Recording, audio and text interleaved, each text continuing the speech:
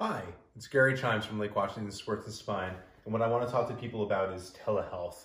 I think a lot of people have been hearing about telehealth, have no idea what it is, whether it's worth doing, and I just want to hopefully unmask a little bit about what the process involves.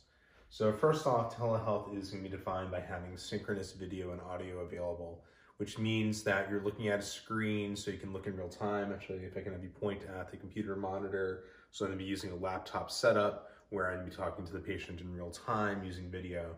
The platform we happen to use right now is something called Doc2.me, but there's different ones. We use Doc2.me because it's HIPAA compliant and allows for screen sharing. And so what it means is that I'm on the video in a chat with you discussing your medical case. So things that patients should think about to prepare for the case. One of the things is just like a doctor appointment, like you actually have to show up for the appointment, and you really want to check in a little bit early. So if I have a 10:30 telehealth visit for you, you want to check in, depending on the setup, you might need to be 15 minutes early, 30 minutes early, 5 minutes early. I think what our office is trying to do is actually have you talk to the medical assistants ahead of time, help make sure that you're signed in appropriately. That way that we're avoiding using up your visit to try and go through the technical glitches. You should have a phone as a backup option. It's just even with the best of intentions, sometimes the software doesn't work properly. Although most of the time, if you have a strong Wi-Fi connection, it should work fine because we have a strong Wi-Fi connection on our side. One of the things is to be emotionally present. That's actually harder than it sounds. A lot of us are working at home. You might be going from one telemeeting to another. So make sure that you reserve time, that you don't have other obligations at the same time, like childcare, or you're trying to have like other conversations. It's really easy because you're at the computer to be tempted to be looking at email or Facebook while the visit's going on. So really blank out a time that matches the length of the appointment so you can be present. Another thing is dress appropriately.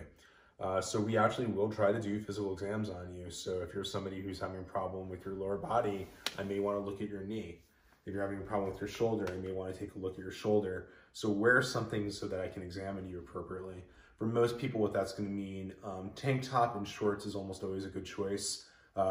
Especially for upper body, you want to be able to take a look at a tank top, and then with shorts. And sometimes you might be surprised at the kind of things that we can figure out how to examine through a video conference. So be comfortable, but make sure you're dressed in a way so that we can assess you if we need to.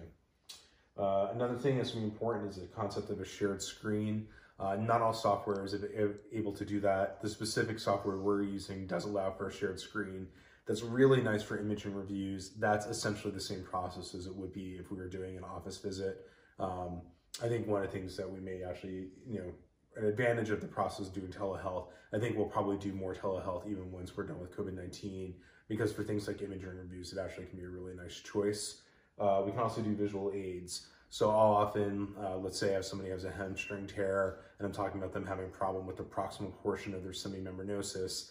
That may not mean anything for them. So I can pull up images on Bing or Google to show them what the different images are. If we're going through different types of exercise protocols, I can pull up specific videos to show some of the exercise protocols we might do, or pull up pictures, explain things.